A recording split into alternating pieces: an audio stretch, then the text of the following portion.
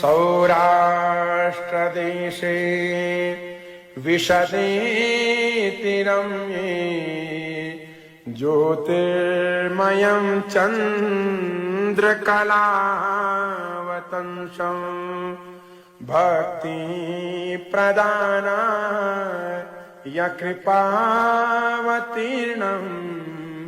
तं सोमनाथं शरणं प्रपद्ये तं सोमनाथं शरणं प्रपद्ये। श्रीशैलशृङ्गे विबुधातिसङ्गे तुलाद्रितुङ्गे विमुदा वसन्तम् तमर्जुनं मल्लिकपूर्वमेकं नमामि संसारसमुद्रसेतुं नमामि संसारसमुद्रसेतुम् अवन्तिकायां विहितावतारम् मुक्तिप्रदानाय यचसा जनानाम् अकालमृत्यो परिरक्षणार्थं वन्दे महाकालमहासुरेशं वन्दे महाकालमहासुरेशं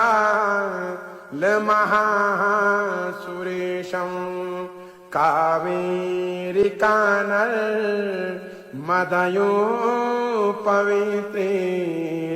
समागमे जनतारणाय सदैव मान्धाय त्रिपुरे वसन्तम् ओंकारमीशं शिवमेकमीडे ओंकारमीशं शिवमेकमीडे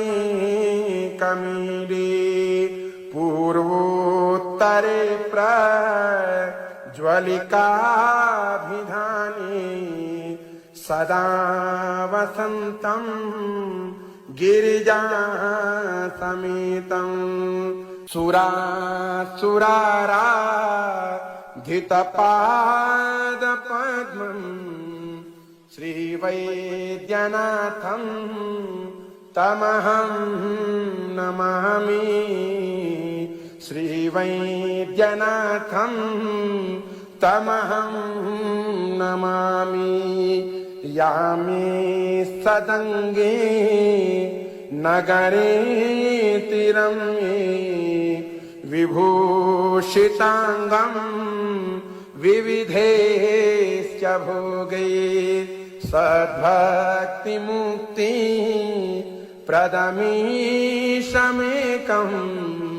श्रीनागनाथं शरणं प्रपद्ये श्रीनागनाथं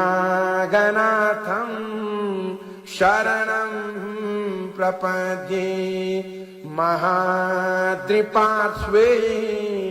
च तटे रमन्तं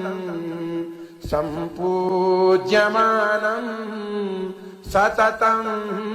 मुनीन्द्रे सुरासुरेर्य क्षमहोरगादि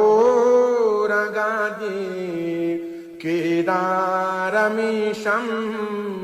शिवमेकमीडे केदारमीशं शिवमेकमीडे सह्याद्रिशीर्षे विमले वसन्तं गोदावरीनि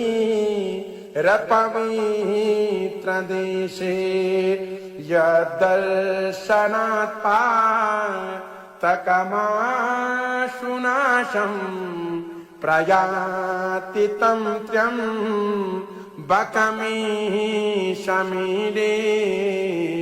प्रयाति तं त्र्यम्बकमीशमीडे सुताम्रपर्णी जलराशियोगे निबध्यसे तुम विशिखैरसङ्ख्ये श्रीरामचन्द्रेण समर्पितं तं रामेश्वराख्यं नियतं नमामि रामेश्वराख्यं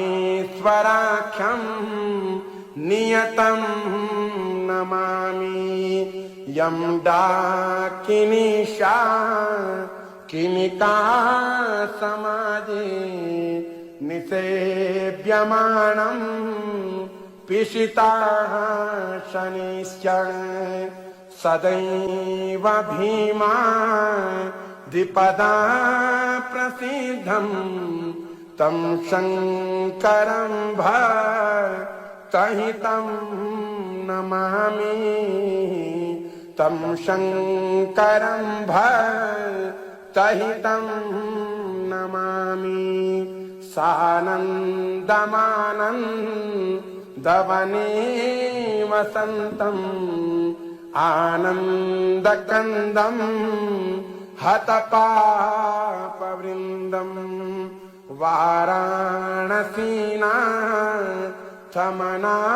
वाराणसीनाथमनाथनाथम्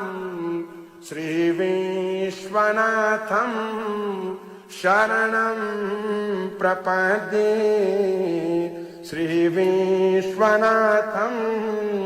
शरणं प्रपद्ये इलापुरेरं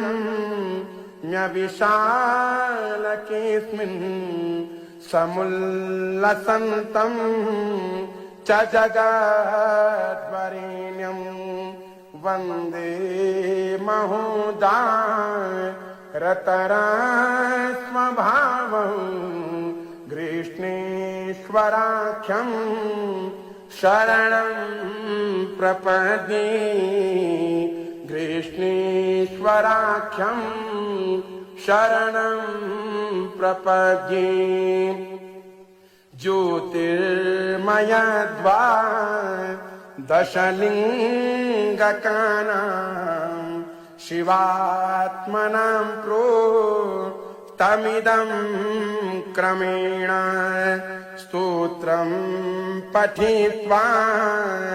मनुज्योतिभक्त्या फलं तदालोक्यनिजं भजे च फलं तदालोक्यनिजं भजे च।